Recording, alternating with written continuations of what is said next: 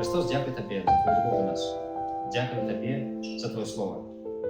Прошу, доброслови меня, как сказать его. Доброслови, прошу за меня, как слухать его и быть уважливыми до того, что будет казаться, как разуметь и выправлять помилки, які можуть бути. Нехай Ти добрословиш нас на весь цей час. Амен.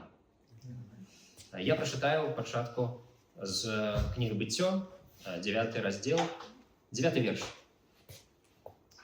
«Вось я заключаю заповед мой з вами, і з насінням вашим після вас, і з усякою душою живою, яка з вами, з птушками, со скотиною, і з усіми звірами земними, які з вами, з усіми, що вийшли з ковчегу, з усіми звірами землі. Я заключаю заповед мой з вами, і вже більше не буде винищено всяке тіло водами потоку, і більше не буде потоку, як нищить землю. І сказав Бог, гэта знак заповету, який я заключаю поміж мною і вами, і всякой душою живою, яка з вами у поколінні вічне. Веселку мою кладу на хмарах, і буде вона знаком заповету поміж мною і поміж землею. І станеться, коли розтягну хмари, над землею буде видать веселку на хмарах. І я узгадаю заповед мой, який поміж мною и вами, и всякой душою живою, во всяком теле, и не будет больше воду потоку, как нищить всякое тело. И будет гэтая веселка на хмарах, и я убачу яе, и узгадаю заповед вечный помеж Богом и всякой душой живою, во всяком теле, якое есть на земле. И сказал Бог Ною, гэта знак заповеду, який я даю помеж мною и всяким телом, якое есть на земле. Гэта Слово Божие, якое Бог сказав Ною, яким сканчваецца гэта гісторыя потопу. І ведаеце, гісторыя потопу насамрэч гісторыя пра ласку Бога. Як вы сабе уяўляеце ласку Божую? Незвычайнае слово для нас, беларусаў, які размаўляюць часцей на расійскай мове, але ласка ў беларускай мове крыху мае большы сэнс. Яно падобна да гэтага тэрміна благадаць расійскага. Гэта не толькі, як і ў расійскай мове, проста ласка, выражэнне любові, пяшчоты. Гэта яшчэ і некае ветлівае, спачувальнае абыходжанне да людзей, якія, напрыклад, ад людзей, якія маюць уладу, да тых, хто крыху менш. Яшчэ ласка ў беларускай мове, яна таксама і выражае міласць да ворагу, міласць да віноўнага. І немалаважна, гэта маленькая жывёла, драпежнік, падобная на хайка. Жартую, гэта не важна абсалютна. Гэта зусім не ветлівая жывёла, дарэчы, я не ведаю, чаму яна названа ласка. Але ласка Божая, гэта важна. Ласка Божая, якую Бог праяўляе да чалавека, гэта важна. І ўрывак з Бібліі, які мы з вами прачыталі, ён знаходзіцца ў самым канцы гісторыі пра сусветную катастрофу, пра Ноя, пра ягоную сям'ю. І першае, пра што мы думаем, калі уяўляем гісторыю потопа, мы думаем, што гэта гісторыя пра жорсткі суд. Мы не памыляемся. Але гэта таксама гісторыя пра Божую ласку. Бо Біблія не проста гісторыя людзей, пра людзей для людзей. Біблія – гэта насамрэч Божае адкрыццё чалавеку, пра сябе. Гісторыя потопа – гэта адкрыццё пра тое, які Бог ёсць. І які Бог ёсць адносна да чалавека. Як бы странна гэта не гучала, потоп гэта адкрыццё Бога пра Божую праведнасць і Божую ласку для чалавека. І мы з вами паглядзім і ўбачым зноў, што суд займае тут не галоўны план, насамрэч.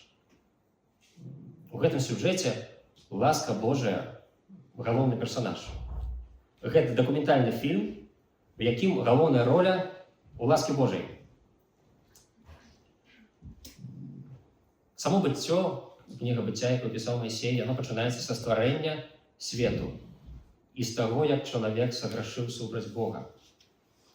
Пасля таго, як чалавек саграшыў, увесь свет стаў сапсаваны. І калі толькі гэта адбылося, Бог дае абяцанне чалавеку, дае абяцанне всяму свету, дае абяцанне змею.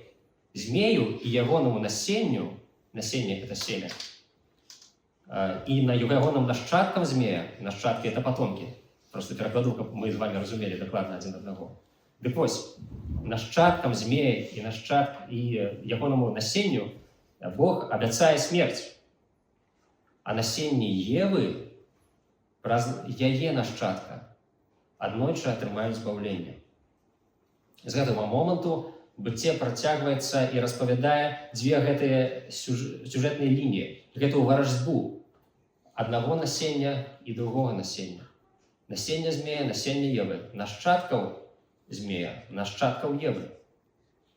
І гэтая варажба, яна не скончыцца, пакуль нашчадак Евы нарэшце не пераможа смерць і не знішчыць грэх.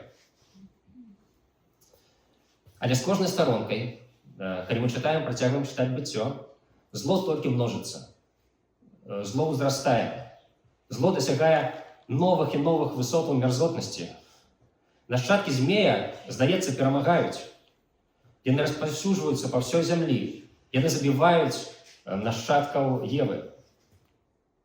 І ў 6 раздзеле, з 5 па 13 верш, мы бачым гэтую лінію суда Божага над светом. Бог глядзіць на свет, Бог асуджае яго і выносіць прысуд. У 5 вершы напісана: «І бачыў Господ, што вялікае зло сярод людзей на зямлі, і што ўсе намеры думах сэрца іхняга толькі на зло, усякі дзень». Далей ён яшчэ раз кажа, ён кажа, што ён знішчыць чалавека. Ён выносіць прысуд. Ён паўтарае потым зноў, што сапсавана вся зямля, што вся зямля напоўнена лихадзействам. І зноў паўтарае пра сапсаванасць зямлі. Кажа, што кожнае цела на зямлі скрывіла свой шлях. І зноў паўтарае яшчэ раз прысуд. Ён кажа, што канец усяму целу прыйшоў перад аблічча маё, бо зямля напоўнілася лихадзействам. Але у самым цэнтры гэтага кадра пра суд, які адбываецца, там, дзе Господ выносіць гэты прысуд, выказвае гэтае абвінавачанне. Сярод гэтага сумнага, але справядлівага працэсу гучыць: «А Ной знайшоў ласку ў вачах Господа». І далей распавядаецца чамусьці, што ў Ноя яшчэ ёсць дзеці. Чамусьці незвычайна. І гэтая думка, яна прайзносіцца прямо там, прямо ў сярэдзіне гэтага працэсу. Як быццам мы бачым адзін кадр, у якім адбываецца суд, і тут рэзка наш план змяняецца. План змяняецца на Ноя, які знайшоў ласку. І зноў пераносімся на суд. Вось як гэта адбываецца ў тэксце, паглядзіце. Спачатку кажа Бог: «Людзі робяць злое, толькі злое. Яны будуць знішчаны за свае грахі». Потым Ной знайшоў ласку, і ў яго ёсць нашчадкі. І зноў свет сапсаваны, ён будзе знішчаны за свае грахі і за грахі людзей. Як быццам аўтар пра штосьці забыўся. Забыўся, што пісаў, адцягнуўся, і толькі потым працягнуў гэту сцэну суда. Але гэта не так, мы з вами разумеем. Далей, сярод розных павяленняў пра будоўлю каўчэга, Бог кажа Ною у гэтым жа раздзеле, у 18 вершы: «І я заключу запавет мой з табою, і увойдзеш у каўчэг, ты і сыны твае, і жонка твая, і жонкі сыноў тваіх з табою». Бог зноў тут кажа пра нашчадкаў Ноя, і ён кажа пра іх не проста так. Ён будзе казаць пра іх яшчэ потым, далей. Бо суд Божий і ласка Божия, яны не для кожнага чалавека. Адныя нашчадкі атрымліваюць адно, другія другое. Ной і ягоная сям'я выражаюць тут насенне Евы, якому Бог абяцаў збаўленне. Суд і ласка ў гэтым сюжэце, яны існуюць адначасова. Суд для насення змея, ласка для насення Евы. Суд для грэшнікаў і лихадзейцаў, якія амаль што знішчылі праведнікаў і ненавідзяць Бога. І збаўленне для Ноя і ягонай сям'і, для насення Евы. Некаторыя людзі кажуць, што запавет з Ноем гэта быў звычайны такі дагавор, як мы заключаем. Ты мне, а я табе. Як быццам бы Бог кажа, ты мне каўчэг з жывёламі, я табе збаўленне ад патопу. Але гэта няправда. Запавет з Ноем насамрэч вынікае з гэтага Божага абяцання з першых раздзелаў быцця. Абяцанне Божага збавіць чалавека ад граху. Адбываецца патоп, адбываецца суд. Ной насамрэч праходзіць гэта. Все жывёлы ў патопе праходзяць і выходзяць на зямлю, і зразумелае пытанне у нас з вами павінна настигнуць. Дык, можа быць, адбылося збаўленне. Давайте паўтарым. Суд адбываецца, сярод суда з'яўляецца ласка Божая, і сям'я Ноя адлюстроўвае насенне Евы. Дык, можа быць, Ной гэта і ёсць той самы нашчадак, які павінен збавіць. Можа, ласку Ной атрымаў, бо быў беззаганны, а збаўленне, бо быў паслухмяны, як у 6 раздзеле кажа пра гэта быццё. Не і не. Адкажу сразу, каб вы не сышлі выпадкова. Ведаеце, першы раздзел быцця, стварэнне, і тое, як адбываецца, як сканчваецца патоп, вельмі падобныя і паралельны паміж сабой. Гэта не мая ідэя прымеріць на Ноя такую ролю новага Адама, а на канец патопу новы свет. Гэта сам аўтар робіць у быцці, сам Майсей. Глядзіце, як гэта адбываецца. Спачатку з'яўляецца суша у першым раздзеле. І ў 8 раздзеле, не буду казаць вам дакладныя вершы, зноў з'яўляецца суша. Потым адбываецца стварэнне розных жывёлаў, розных звяроў і новы пачатак для розных звяроў пасля таго, як з'явілася суша, таксама адбываецца. Потым Бог устанаўлівае парадак дня і ночы у гэтай гісторыі стварэння. У гісторыі, калі сыходзяць воды, у канцы Бог гарантуе парадак дня і ночы. У 22 вершы 8 раздзела. Бог, больш таго, як і ў першым раздзеле, зноў дабраславляе звяроў і чалавека і кажам ім пладзіцца, ды множыцеся на гэтай зямлі, і робіць гэта некалькі разоў. Бог дабраславляе і звяроў, і ім тое ж самае кажа, і чалавеку кажа тое ж самае. Маісей сур'ёзна, рэальна праводзіць гэтую паралель паміж новым светам пасля стварэння і новым светам пасля патопу. Дык няўжо адбылося? Напэўна, як добры рэжысёр, аўтар, не ведаю, Майсей трымае чытача да самага 21 вершу у 8 раздзеле, у якім Господ кажа вердыкт. 21 верш. «І адчуў Господ пах прыемны, і сказаў Господ у сэрцы сваім: не буду больш праклінаць зямлю з-за чалавека, бо настаўленне сэрца чалавечага злое ад маладосці яго, і больш не буду забіваць усяго жывога, як гэта зрабіў». Тут мы бачым абратнае. Тут мы бачым, па-першае, ласку Божую, але сярод гэтай ласкі, на жаль, мы чуем той же самы прысуд, які зрабіў Бог яшчэ да патопу. Настаўленне сэрца чалавечага злое ад маладосці яго. Зло у чалавечым сэрцы нікуды не дзелася. Калі былі знішчаны ўсе злыя людзі на зямлі, праблему чалавецтва чамусьці не стала менш. Ной, описаны в этом сюжете да потопу, як самый лепший человек, абсолютно идеальный, беззаганный, каже Слово Божие. Але пасля потопу Господь каже, што і ў сэрцы Ноя таксама было зло і засталося зло. Ной не збавіў ні сябе, ні сваіх нашчадкаў. Гісторыя Ноя потым сканчваецца грахом ягонага сына і праклёнам, які нясе гэты грэх. Праклён людзей, праклён зямлі, праклён нікуды не дзеўся. Ной не той нашчадак Евы. Людзям трэба хтосьці іншы. Але Ной знайшоў ласку. Якую ласку знайшоў Ной? Можа быць, тую ласку, якую ён сам заслужыў гэтым добрым выкананнем запавету? Можа быць, гэта тую ласку, якую ён заслужыў, бо быў вельмі беззаганы, вельмі чысты, паслухмяны, бо ён все зрабіў, як яму сказаў Бог, пабудаваў вялікую лодку, неадэкватна, я лічу, вялікая паслухмянасць. Я думаю, што вельмі таленавіта напісана ў быцці, бо нам насамрэч здаецца спачатку, што Ной абсалютна беззаганы.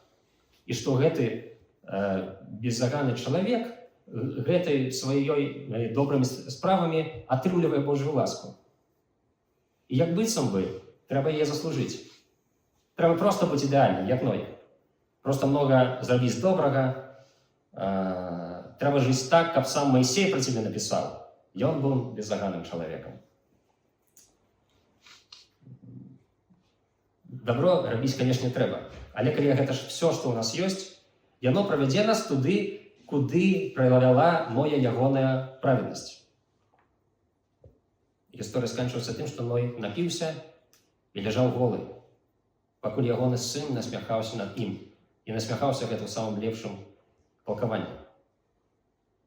Калі мы апранаем на сябе ўсё нашае дабро, усю нашу праведнасць, усе нашыя учынкі добрыя, якія мы робім, калі мы апранем на сябе усіх людзей, каму мы дапамагалі, усіх галодных, якіх мы накармілі, калі усе грошы, што мы ахвяравалі, паклалі ў царкоўную скарбонку, все гэта мы апранем на сябе, налепім з усіх сторон, мы апынемся голымі, як Ной.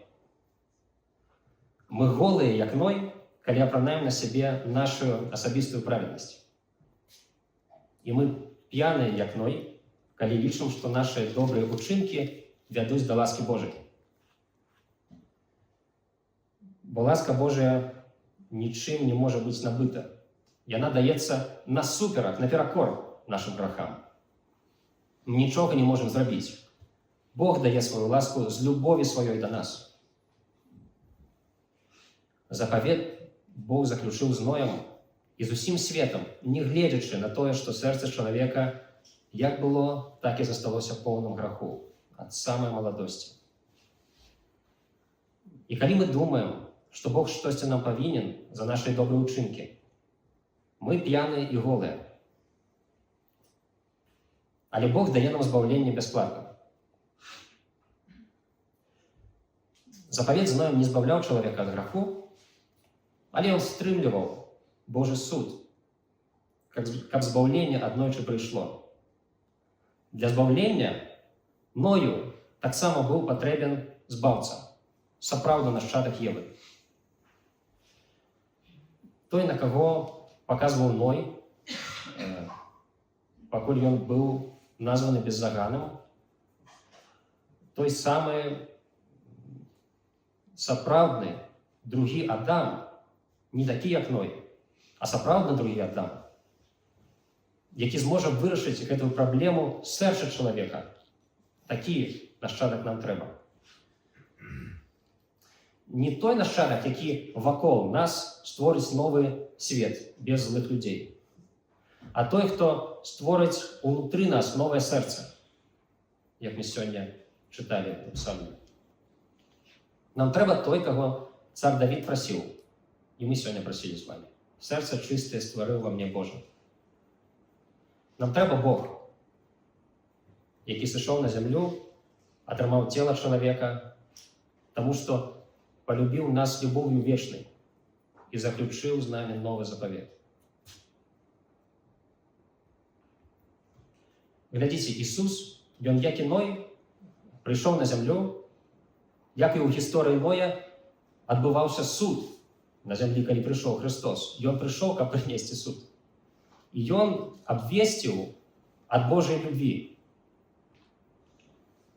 Калі Ён сустрэўся з Нікадзімам, вы памятаеце гэты сюжэт, на пытанне, што мне зрабіць ад Нікадзіма, Ісус адказаў: Бог даслаў Сына. Бог зрабіў. Што мне зрабіць? Ісус адказвае: Бог зрабіў. Ён даслаў Сына. Ты нічога не можаш зрабіць. Бог даслаў нашчадка Евы. І Ён прыйшоў, каб адбыўся суд за ўсе грахі, як і адбыўся суд падчас патопу. Ісус таксама асуджаў грэх у людзях. Ён паказваў неправеднасць нават самых праведных памеркаванняў людзей. Але пасля гэтага суда, пасля гэтага прысуда, які Ісус вынес, патоп не прыйшоў. Затое Ён сам адзіны праведнік. Ён сам увайшоў на крыж і прыняў увесь суд Божы на сябе. І гэта і ёсць ласка Божая. Гэта ласка Божая, якая адбылася для збаўлення ўсіх грэшнікаў. Ісус таксама глядзеў на людзей. Ісус таксама асуджаў іхнія грахі. Бог таксама вынес справядлівы прысуд за гэтыя грахі. Але самы страшны суд адбыўся не над грэшнікамі, не над намі з вами. Сам Бог заняў месца ўсіх нас. Ён добровольна працягнуў свае рукі для цвікоў. Ён прыняў смерць за нашыя грахі. Бо Ён так моцна полюбіў людзей. Ісус іспіў Божы суд сам, каб мы іспілі Божую ласку. Ён сам апрануў нас у адзенне сапраўднай праведнасці. У гэтай праведнасці мы не будзем выглядаць голымі. Мы больш не былі, Он зрабіў гэта, каб мы больш не былі голымі ў нашай асабістай праведнасці. І ягоная любоў, якую мы іспілі, яна зрабіла нас цвярозымі, трезвымі. Ад гэтай п'янай, глупай думкі, што мы можам што-небудзь для Бога зрабіць. Бо Ён зрабіў для нас. Ён зрабіў нас здольнымі рабіць добро. Яно ад Яго сыходзіць. Ён стварыў у нас новае сэрца. Новае сэрца ва ўсіх веруючых у Яго. Каб зараз мы маглі не грашыць. Таму гісторыя пра патоп сведчыць пра гэты вялікі Божы суд, які адбыўся над Ісусом Христом. І сведчыць пра Божую ласку, якая ў поўнай меры, пра запаветы Божыя, у поўнай меры у новым запавеце была яўлена нам у Ісусе Христе. Бо нашае сэрца, яно імкнулася да зла, да злога, а Бог у гэты момант, калі яно імкнулася туды, полюбіў нас. Таму давайте раскаемся ў нашых грахах, давайте будем жыць праведна і жыць без загана. А не таму, што мы думаем, што гэта збавіць нас ад патопу, а таму, што Бог любоўю сваёй і ласкай сваёй ужо збавіў нас і ўжо зрабіў нас праведнымі, ужо зрабіў нас беззаганнымі. Нам трэба апавядаць, соответствовать гэтаму нашаму новаму сэрцу, якое Христос стварыў у нас. Амен. Помолимся. Дзякуй Табе, вялікі Господ. Дзякуй Табе за тое, што Ты прыйшоў і явіў нам ласку сваю.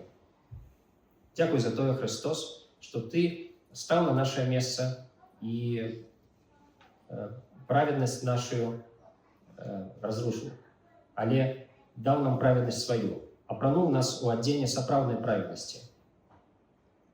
Дзякуй, што Ты даў нам новае сэрца і зрабіў нас здольнымі не грашыць. Дапамагі нам жыць у апавяданні да гэтага новага імені, якое Ты даў нам. Новага імені быць названымі Тваімі сынамі. Няхай Твоє царство прийде і буде прославлено. Амінь.